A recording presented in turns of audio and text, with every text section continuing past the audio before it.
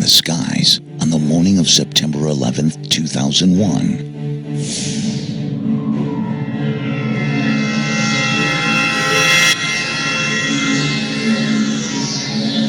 Why did America's air defense seem to be ineffective? The American 11 boss just gave us a heads up and said that he was heading towards Washington. Now, where are you getting this information from, or American 11? Okay. You know what? Get rid of this goddamn sim. Turn your switch. Hey, turn the sim switches off. Get rid of that crap.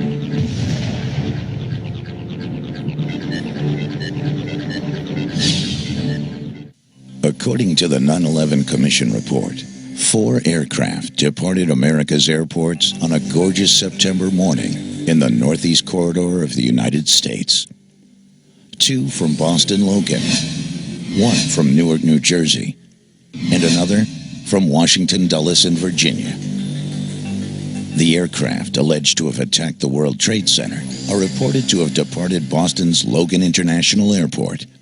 The first aircraft, claimed to be American 11, tail number N334AA, is reported to have departed Logan at approximately 0800 a.m. United 175, tail number N612UA, a few minutes thereafter. Both climbing out to their cruising altitude, it is alleged the aircraft were hijacked by Muslim extremists armed with box cutters. Located at Hill Air Force Base in Utah, the 84th Radar Evaluation Squadron, also known as RADIES, provided software and files through the Freedom of Information Act of the reported radar tracks on the morning of September 11, 2001. We will be analyzing these files throughout this presentation. NORAD provided audio recordings from the morning of September 11, 2001 of their Northeast Defense Command, also known as NEADS, the sector responsible for defending the northeastern United States.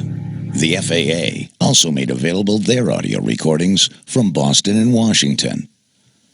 Please keep in mind when viewing this presentation that pilots for 9/11 Truth do not claim data provided by government sources is authentic, yet it must be analyzed.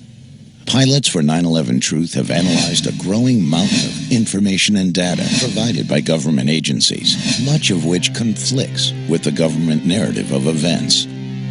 How can government agencies draw a conclusion when even their own data does not support their hypothesis? Government sources and the 9/11 Commission must be held accountable for such conflicts, yet they refuse to comment.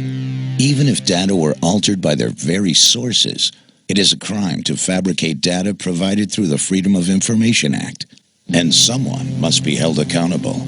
These are the radar tracks of the various aircraft and their relative positions on the morning of 9/11 during a little over the 2-hour period from 8 a.m. till approximately 10:15, according to the 84th Radar Evaluation Squadron.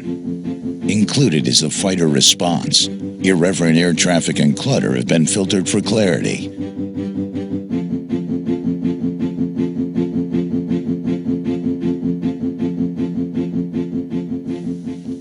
According to the tapes, at approximately 08:15, American 11 was given a turn 20 degrees to the right to avoid traffic. Turn 20 degrees right. The crew read back the instructions and made the turn. Right, American 11. Roughly 15 seconds later, American 11 was given an instruction by ATC to climb and maintain 35,000 feet. American 11, climb maintain level 350. There was no reply. Boston Center made continued attempts to contact American 11 without success. American 11, climb maintain level 350. American 11, Boston.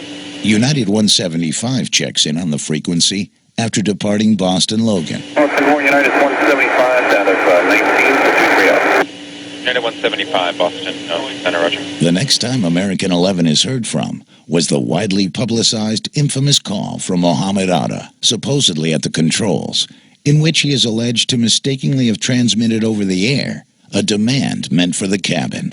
Is that American 11 trying to call? Buddy, we have some planes. Just stay quiet and you'll be okay. We're returning to the airport. This roughly 10 minutes after the last call from the crew. And who's trying to call me here? It is important to keep in mind, this transmission could have been broadcast from anywhere. Those who make excuses for the government story claim this transmission was from American 11, because that's what the government told them. American 11, are you trying to call? Nobody move. Everything will be okay. If you try to make any move, you'll danger yourself and the airplane. Just stay quiet.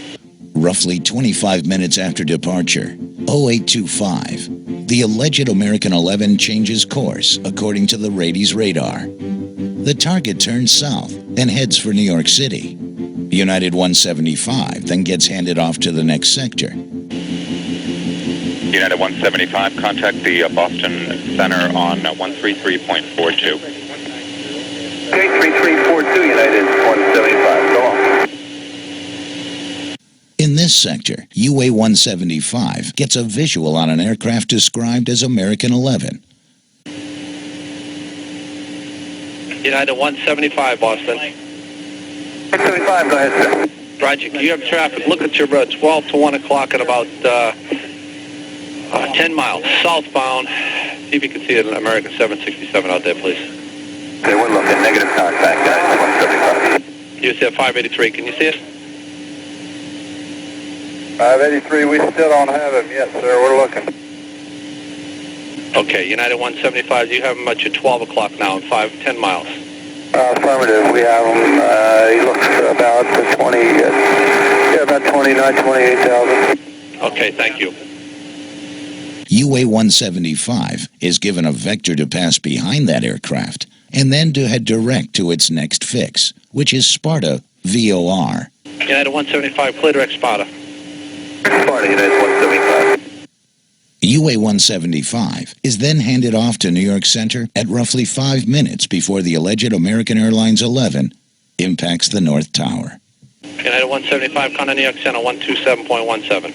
2717, United 175. At approximately 0830, the first call was made by the Boston Traffic Management Unit, also known as Boston TMU, to notify the command center of the hijack of American 11.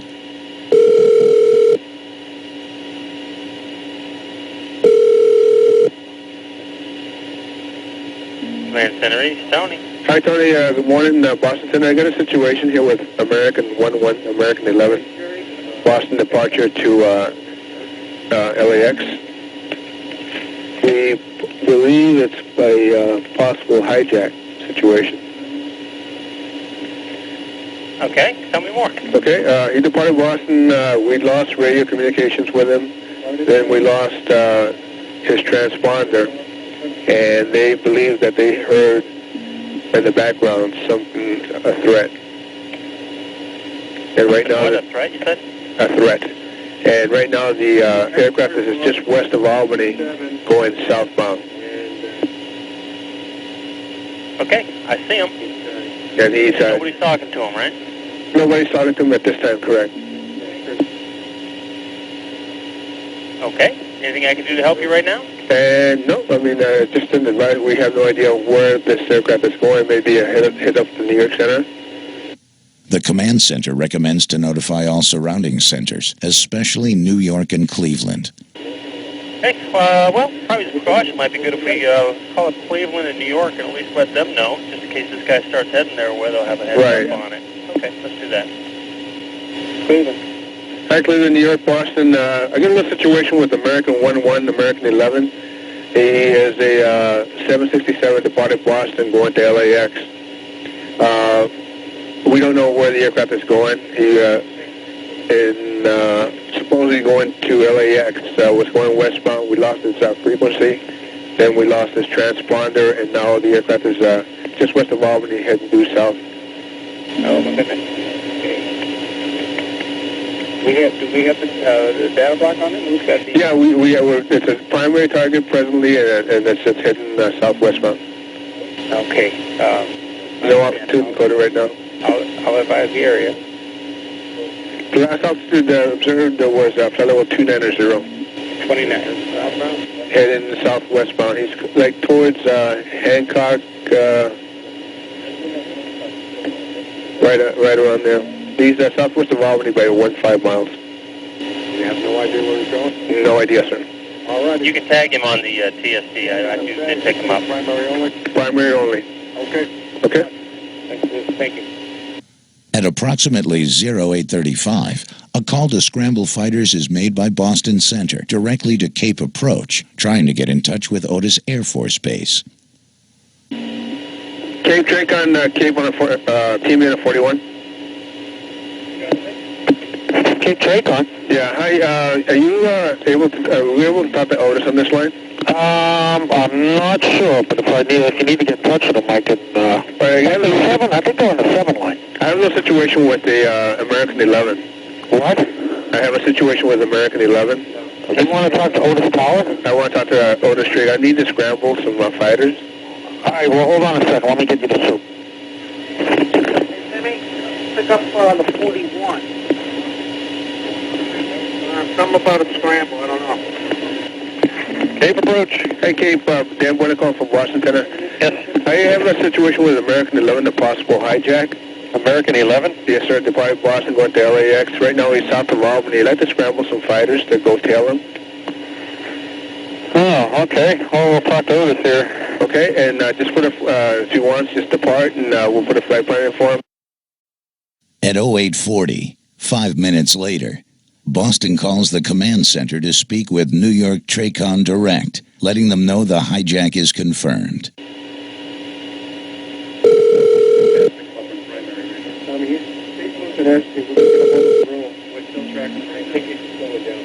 Command center is Tony. Hi, Tony. Command center here.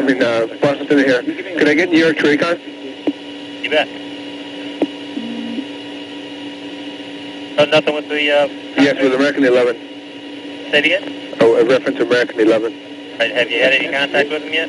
No contact. It is confirmed hijack, though. Hey, TRACON, hi, Boston Center, good morning. American 11, 767, possible hijack. Okay, American 11, 75, and... 76. Where's he landing? Right now, we don't have any idea, but he was to the northwest of Albany, and now he's down by Sparta, losing speed very rapidly. We believe he's a primary only, and we believe he's on the descent. That's why he's slowing down. I'm just trying to, and he's around the Sparta area now, you say? Yeah, he's around the Sparta area right now. Wow, I just don't see anything. Yeah, it's a primary target right now. Yeah, I'm looking pretty hard for any kind of primary target. We still should be able to see it. I don't see... I do have something on the TSD if that gives you an idea of which way he's heading. Yeah, well, I'm just looking at the real raw radar here, and I just don't see... anything out there. I'll let the area know to start looking for it. We just don't have any idea what out. Last altitude we had was fellow 290, but his speed has diminished quite a bit. Okay. So we believe it might mean a descent. Okay. Alrighty. I'll pass along to the sector. All right, just be careful. Understand. Check. In Boston? Yes. You said you confirmed the hijack. How'd you... Well, what has happened, the pilot has kept the mic keyed while the person's in the cockpit, the flight deck. Okay, and what are you hearing? The threat, I don't really know what they're hearing, but that the suit came down and confirmed that it is the hijack. Okay, if you learn anything else, please give us a call so we can help you out as best we can. Does New York know about this guy heading? New York knows, Cleveland knows, maybe Washington will be next. We're going to scramble some fighters to tail them. Okay, coming out of Otis? Yes. Okay, I'll take care of the coordination with Washington Center. I will advise them of what's going on. Thank you.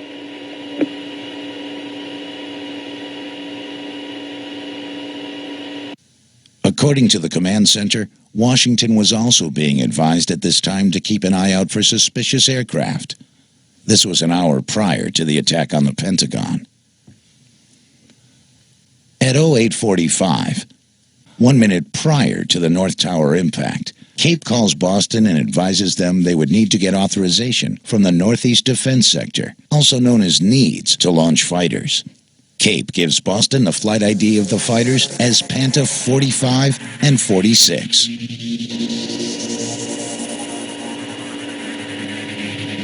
Do me a favor. Can you hear me?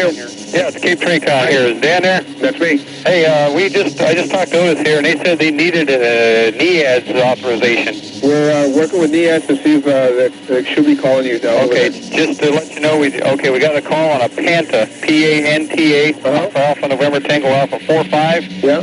And 46, flight of 2. They'll be airborne soon. Great, thank you. All right, TJ.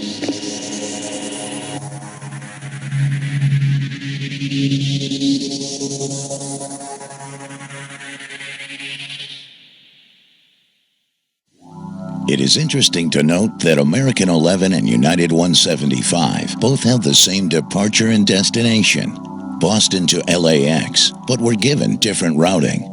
American 11 was cleared along the preferred Great Circle route to LAX, which directs flights over Syracuse, New York. This is the most direct route to Los Angeles International Airport. United 175 was given a more southern route, used mainly by departures out of Newark. Due to the cleared southern route of the alleged UA-175, the aircraft was closer to the World Trade Center after the first tower strike. Had this aircraft been given the preferred route to LAX, it would have taken more time to reach its target, and perhaps given enough time for fighters to intercept the aircraft before reaching its target. Also, due to this change of route, United 175 crossed American 11 within miles of each other. At this time, UA-93 departed EWR. UA-93 and UA-175 used the same exact path, also within miles of each other. This brings to mind Operation Northwoods. Operation Northwoods was a mission developed by Joint Chiefs of Staff Lemnitzer. The operation dictated swapping commercial aircraft once airborne for drones and shooting them out of the sky. This action was to be blamed on Cuba in order to justify an invasion, a classic false flag mission. Stage an attack and blame it on your enemy to gain public and, most importantly, congressional support for war.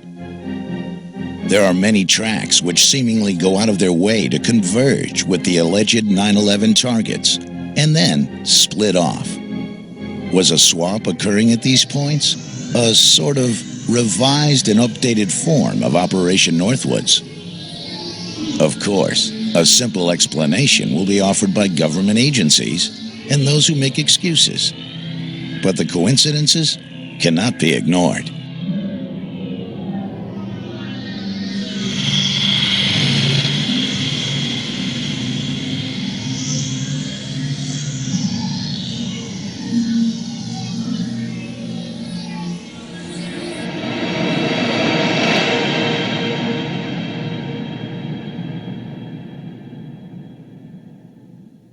At 8:52 a.m., fighters are launched from Otis Air Force Base.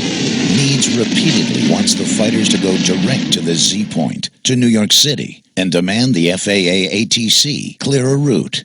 I don't know where I'm scrambling these guys to. I need a direction, destination. Okay, I'm going to give you the Z point.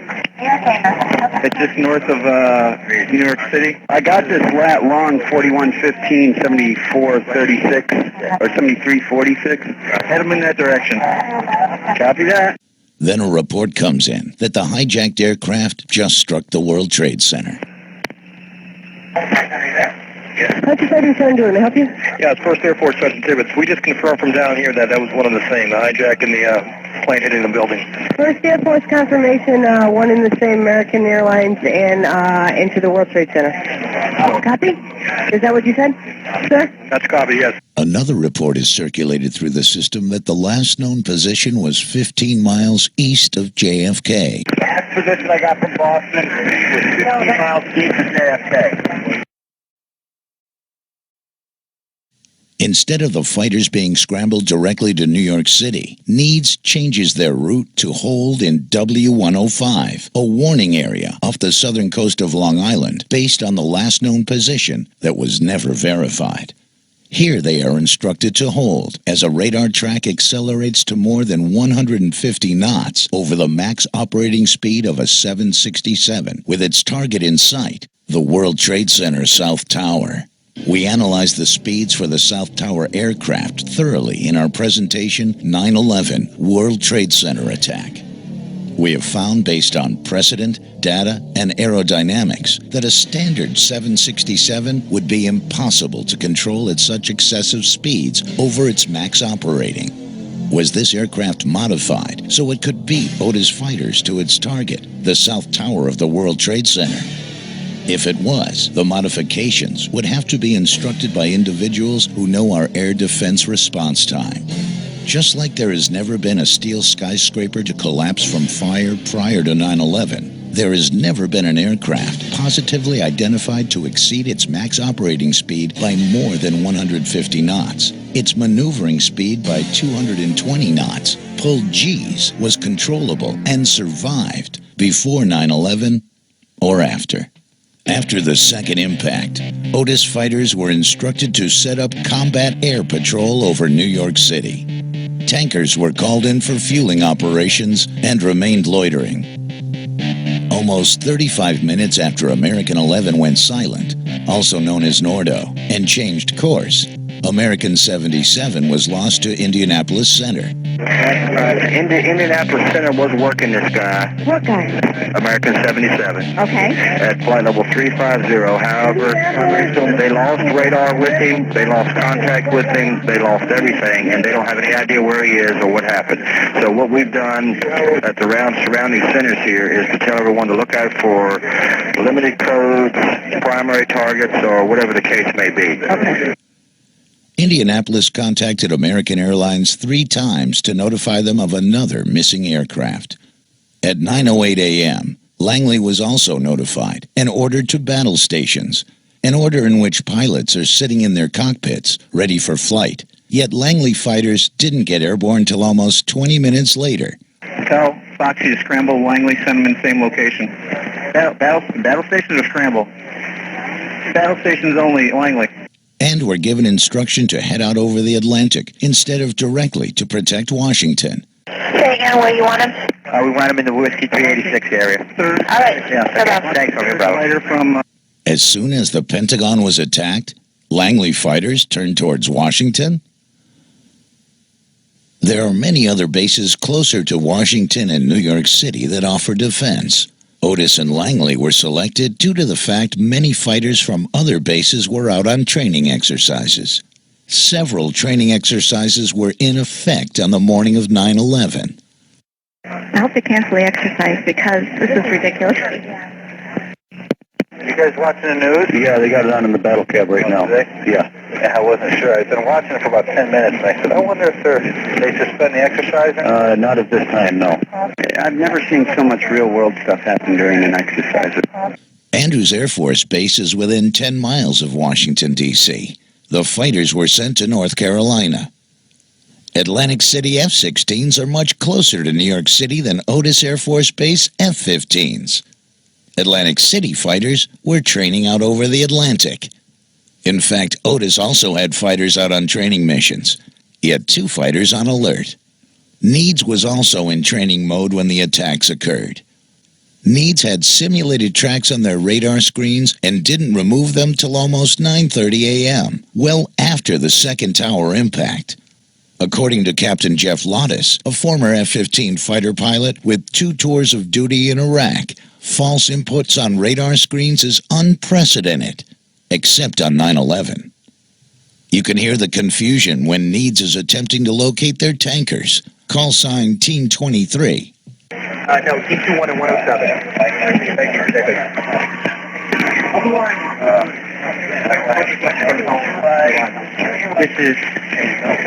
This is Team 23. That's Team 23. Yeah, I just told Jeremy I want him down in 386 and we let him over. Okay.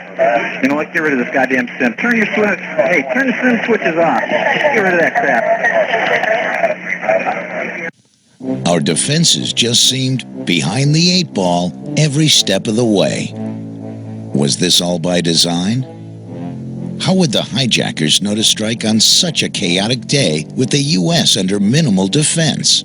It seems the hijackers were extremely lucky all morning on 9/11. That is, if what we've been told by the 9/11 Commission is true. Yet, even the 9/11 Commission admits they haven't been told the truth. The Pentagon, our nation's military headquarters. How could an aircraft get so close to the Pentagon after America has been attacked almost an hour prior? The Pentagon in Washington, D.C. is well defended, according to former Defense Secretary Caspar Weinberger. The city is ringed with Air Force bases and Navy bases, and the ability to get defensive planes in the air is very, very high, and at the same time you would do what is being done, and that is closing off the entire airspace so that you, in effect, the whole Washington area is a no-fly zone, so that any planes that can't identify themselves that get into that are to be shot down. Does the Pentagon also have anti-aircraft defense? Certainly the general public would not know of such installations, as our enemies would obtain the same information. If the Pentagon did have such a defense, it would certainly be classified. April Gallup is a survivor of the Pentagon attack. She crawled through the hole in the Pentagon holding her son. April says that she did not see any evidence of an aircraft crash and didn't even know an airplane was reported to have caused the damage till she got to the hospital. April is extremely puzzled by the fact that there were no warnings or defense of the Pentagon attack, especially when everyone in the world knew America was being attacked after the World Trade Center strikes. When discussing airspace surrounding our nation's capital, often the restricted airspace referred to is the prohibited areas around the Capitol building and the White House. We have to look further out. This is known as Class Bravo airspace. It is a highly controlled airspace in which you need a clearance to enter, including two-way radio communication and a working Mode C transponder that reports your altitude.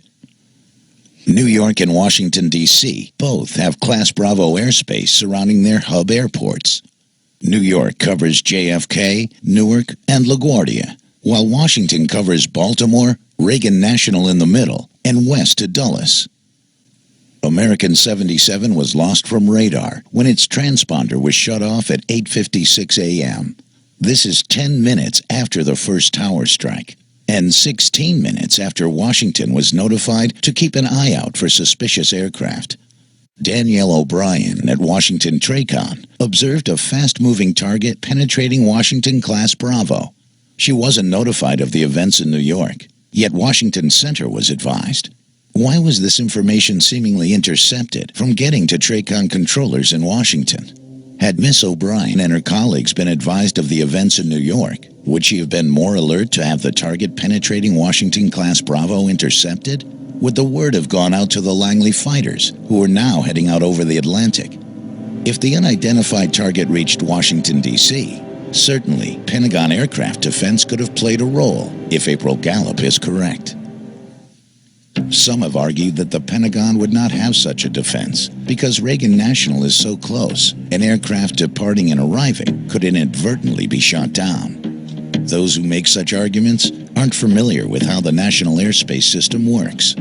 Most aircraft arriving into Reagan National are well known of their intentions prior to even departing their origin airport. Those that aren't are well known of their intentions prior to entering Washington Class Bravo, 30 miles from Reagan National.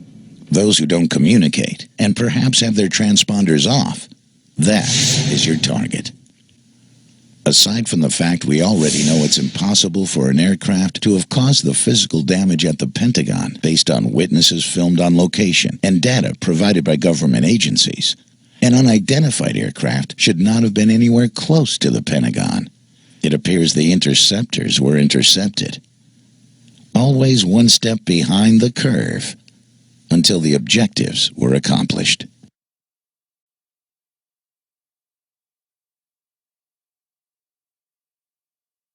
The confusion caused throughout the system on 9/11 seems to be the contributing factor of why the perpetrators were so successful in carrying out their missions. Hey, turn the swim switches off. When an unidentified target was approaching Washington, D.C. from the west, a message was sent out in the system that American 11 was still airborne. Scoggins Military, Boston Center. Just had a report that American 11 is still in the air and it's on its way heading towards Washington. Okay, American 11 is still in the air on its way towards Washington? There was definitely another aircraft that hit the tower. That's the latest report we have. Okay. I'm going to try to confirm an ID for you, but I would assume he's somewhere over either New Jersey or somewhere further south. Okay, so American 11 isn't the hijack at all then, right? No, he is a hijack. American 11 is a hijack? Yes. And he's going into Washington? It could be a third aircraft. It could be a third aircraft going on to Washington. Do you have a mode 3 on him, sir? No, mode 3, we're trying to get a radio DME if I can. This is a report I had from Washington Center. You might want to get someone on another phone talking to Washington Center, see if they have him tracked up. Copy that. And then get maybe a DC guard or somebody up there on the aircraft. Okay, do you have a lat long right now on it? I will try to get one. Okay, copy, thanks. All eyes then focused on a target coming from the northeast and not the west. Also, this message was sent out that the aircraft was headed towards Washington before it would have even gotten to Philly. Why was the rumor started that an aircraft from the northeast is inbound to Washington and not Philly? Was it to lead interceptors toward a phantom target and away from the real threat inbound from the west? The ultimate source for this confusion is still unknown. Hello. Hi, this is Huntress ID. Huntress, yeah, go ahead. Yes, sir. We have fighters on battle stations and airborne also. We're trying to figure out the lat long for the American 11. Boss just gave us a heads up and said that he was heading towards Washington. Now, where are you getting this information from on American 11? Boston Military. Who? Boston Military? Boston? Yes. Military desk. And they said that they were getting updates through Washington. So not Washington Center, I'm sure, because American 11 is the airplane that we're under the premise that has already crashed into the Trade Center. Right. Again, someone intercepted the interceptors by providing false information. Washington TRACON was isolated due to the fact that they weren't advised of the events in New York. The rest of the system was virtually isolated from Washington TRACON because TRACON didn't feel the unidentified target may be a threat until it was too late. Again, due to the fact the information seemed to have been intercepted from getting to Washington TRACON. Have any information you may need on this flight? Okay, if you could do me a favor and have them call us. We cannot call out for some reason. By this time, many are aware of the infamous Norman Mineta testimony given to the 9/11 Commission. The aircraft was 50 miles out, 30 miles out, 10 miles out. Do the orders still stand? The plane is 10 miles out. The young man also said to the Vice President, do the orders still stand? And the Vice President turned and whipped his neck around and said, of course the orders still stand. Have you heard anything to the contrary? Well, at the time I didn't know what all that meant. And the flight you're referring to is the flight that came into the Pentagon. Yeah. To this day, there has been much controversy over what exactly those orders were. Were they to stand down in order to let the Pentagon attack occur? Were they a shoot-down order? Mineta's testimony has been among the most damaging because those who make excuses for the government story are having a very difficult time trying to explain such a conversation with the Vice President. Some young man came in and said to the Vice President, there's a plane 50 miles out coming towards D.C. So I said, Monty Belger, who's the number 2 at FAA, I said, Monty, what do you have on radar on this plane coming in? He said, well, the transponder's been turned off, so we don't know who it is, and we don't know the altitude or speed. And so I said, well, where is it? He said, well, it's somewhere beyond Great Falls right now. And so then the young man came in and said, it's 20 miles away. And so I'd say, well, Monty, where is this plane in relationship to the ground? And the radar, it's hard to associate with a ground point, but they'd be able to tell you roughly the distance from wherever you are. but he couldn't tell you speed or altitude. And then all of a sudden, as I was talking to him, he said, I lost the bogey, lost the target. I said, well, where is it? He said, well, somewhere between Roslyn and National Airport. And about that time, someone broke into the conversation. Said, Mr. Secretary, we just had a confirmation from a Arlington County police officer saying that he saw an American Airlines plane go into the Pentagon. Some have argued that the aircraft which was being discussed was United Airlines 93 coming down from Pennsylvania, and that Mineta had his timeline inaccurate. This can't be the case, as United 93 never got close to the Pentagon. Some have argued it was American Airlines 11, but same thing. American Airlines 11 never got close to the Pentagon. Even in what is called coast track mode, when a radar track of an aircraft continues on its present course based on the last data received, the aircraft still would not have been close to the Pentagon. The aircraft target being discussed by Vice President Cheney and overheard by Mineta could only be the target inbound from the west, which penetrated Washington-class Bravo airspace. Combine that with the fact that the Langley fighters were headed out over the Atlantic during this time and turned inbound only after the target drops off radar near the Pentagon, it seems pretty obvious what the orders were. An airborne command center, a military version of a 747, was airborne when the unidentified target approached from the west. According to Rady's data, this aircraft did a dozy-do with the unidentified target as the F-16s were headed out over the Atlantic.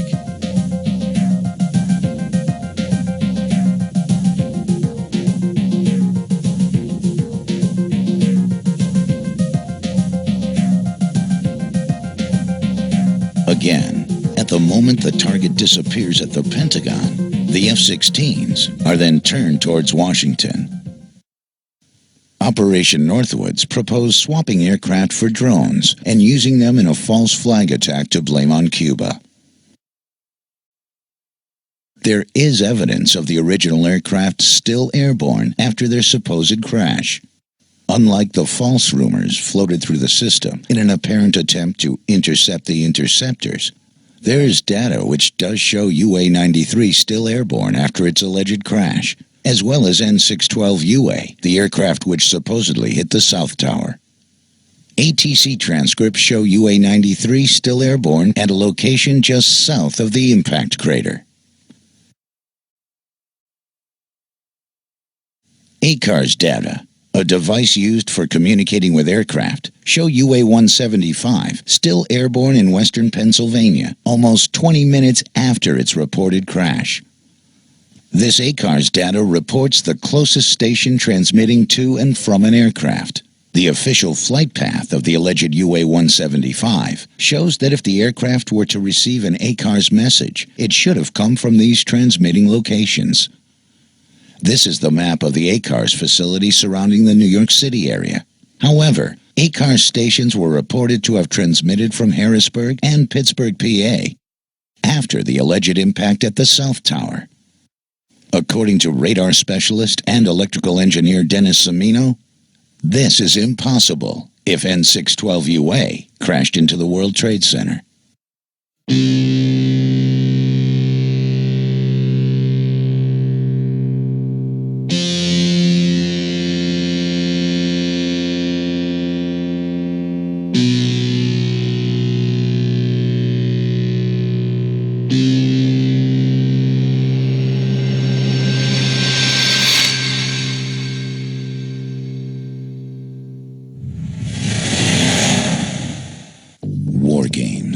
Simulated radar tracks, routing clearances other than preferred, enabling the second aircraft threat to be closer to the World Trade Center after the first impact.